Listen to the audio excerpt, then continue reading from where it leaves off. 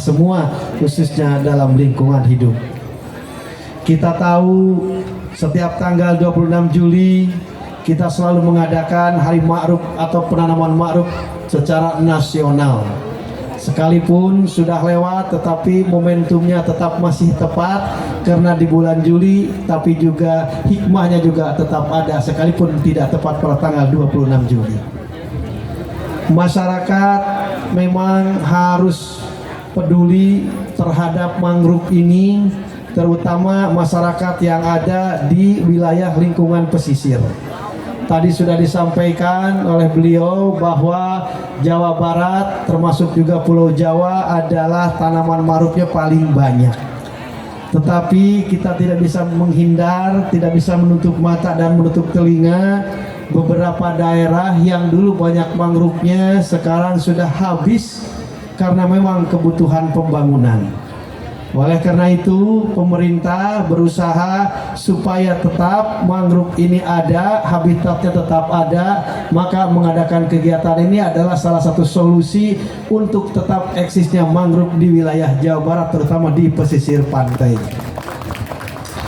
Kemudian juga kita berharap kegiatan kali ini bukan hanya disponsori oleh lembaga-lembaga kementerian, bukan hanya digerakkan oleh pemerintah daerah, baik provinsi ataupun daerah, kabupaten, kota. Tetapi yang terpenting adalah diikuti gerakan ini oleh seluruh lapisan masyarakat, sehingga masyarakat merasa memiliki. Insya Allah kalau masyarakat sudah merasa memiliki tentang pantai, memiliki tentang lingkungan, kerusakan lingkungan tidak akan cepat rusak, tidak akan terlalu cepat perubahan udara, perubahan global, panas dan yang lainnya. Sekalipun kita tahu ada sebuah keterangan Afdalul Quruni Korni, summaladina yalunahum, summaladina layunahum, summaladina, dan yang seterusnya sampai Rasul menyatakan 3 kali bahwa yang paling bagus suasana, yang paling bagus keadaan, yang paling bagus era adalah era kami, kata Rasul. Setelah itu era setelah kami, setelah kami, setelah kami. Artinya tidak bisa menutup mata, kehidupan semakin hari semakin kurang baik dibandingkan di zaman Rasul. Memang teknologi semakin canggih, komunikasi semakin hebat, hidup semakin nikmat, tetapi kenyataannya Rasul sudah menyampaikan seperti itu.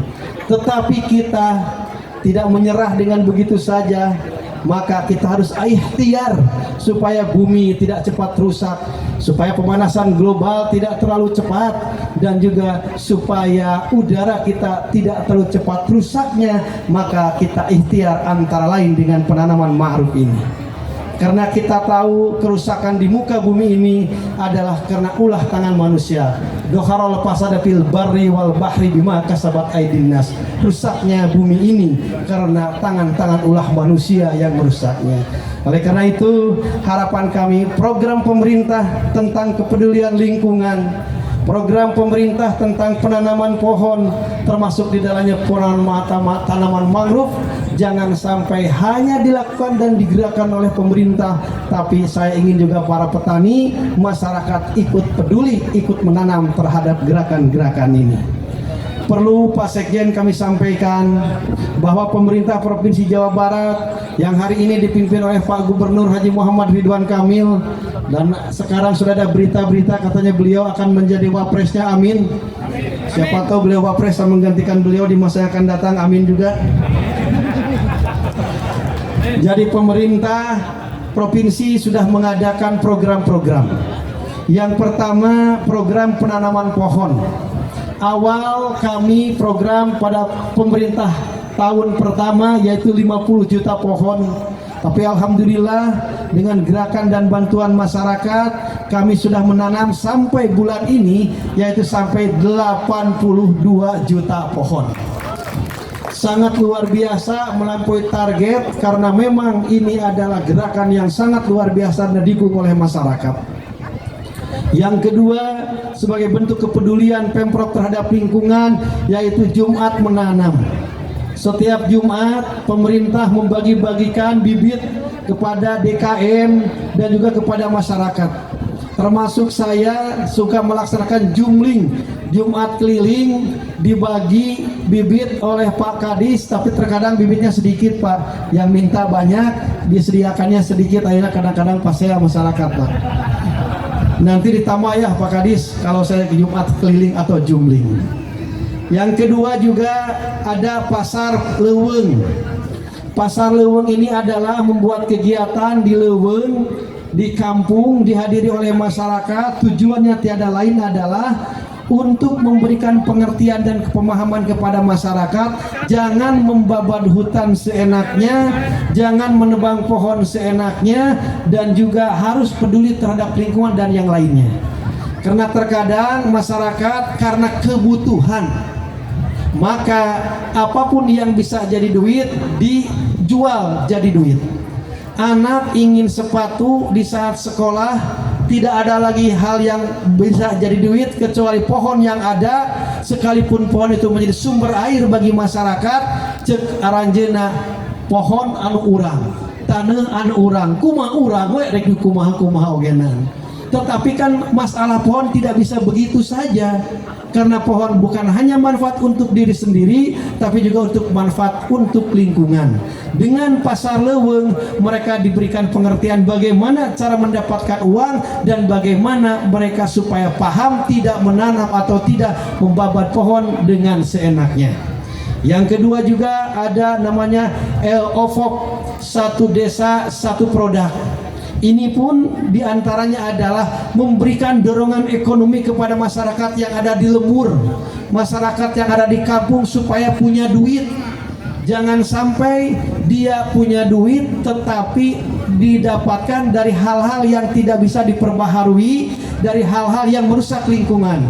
Dapat duit tapi lingkungan rusak, dapat uang tapi lingkungan tidak mendukung. Oleh karena itu, satu desa satu produk salah satu program Pak Gubernur kita untuk meningkatkan ekonomi masyarakat yang ada di desa. Tujuannya adalah supaya desa tetap nyaman, desa tetap tenang, dan desa juga tetap udaranya hebat. Terkadang hari ini antara desa dan kota tidak ada bedanya. Polusi di mana-mana karena memang pohon sudah rusak. Begitu juga kendaraan di mana-mana dan yang lainnya. Tetapi dengan OPOP, insya Allah mereka punya uang. Dengan tagline Pak Gubernur, hidup di desa, pendapatan kota, dan bisnis mendunia. Itu yang diharapkan. Kemudian juga pada kesempatan ini saya mengucapkan terima kasih kepada komunitas ataupun forum alumni yang telah mengadakan kegiatan kali ini. Insya Allah kegiatan ini sangat bermanfaat karena ini mengandung makna di samping bentuk kepedulian juga sebagai bentuk silaturahmi di antara kita. Silaturahmi diharuskan oleh agama, begitu juga kita mungkin berbeda dengan orang tua kita 10, 20 tahun, 30 tahun ke belakang. Kalau dulu ikatan satu masyarakat dengan masyarakat yang lain begitu erat, begitu hebat, ada tokoh beda kecamatan juga tahu, oh ini namanya Pak Anu, anaknya sekian, kemudian pekerjaannya Anu, ini punya tanahnya di sini dan yang lainnya. Kenapa bisa seperti itu? Karena memang silaturahminya kuat. Hari ini jangankan beda kecamatan, jangankan beda desa, kadang-kadang tetangga pun tidak tahu siapa namanya tetangga kita. Kalau ada yang bertanya, Pak tahu nggak dengan Pak Asep? Pak Asep mana ya? Di sini Pak, di kompleks ini. Oh kalau ini nomor 33, kalau nomor 37 di situ. Kalau nomor bisa menunjukkan, tapi kalau nama orang, aduh tidak kenal. Kenapa terjadi hal semacam itu? Karena memang silaturahmi kita sudah begitu sulit untuk dilakukan. Sibuk antar satu dengan yang lain. Terkadang mohon maaf lebih dekat dengan orang satu pekerjaan dibandingkan dengan satu lembur, satu daerah, satu keluarga. Tetapi yang seharusnya di samping ada kekuatan emosional dengan satu kantor untuk menuju cita-cita apa yang diharapkan oleh pimpinan masing-masing, tetapi juga jangan dilupakan silaturahmi antara tetangga, antara saudara. Duribat alaihimudillatu aina masukifu ila bihabli minallah wa habli minan nas. Akan dihinakan hidup manusia yang tidak habli minallah, silaturahmi kepada Allah dengan ibadah mahdoh dan negara mahdoh, wa habli minan nas, interaksi sosial dengan masyarakat. Oleh karena itu saya yakin kegiatan kali ini di samping untuk menjaga lingkungan, menjaga udara, menjaga polusi, juga ada makna silaturahmi yang terkandung dengan harapan umur panjang, banyak rezeki, bahagianya hati.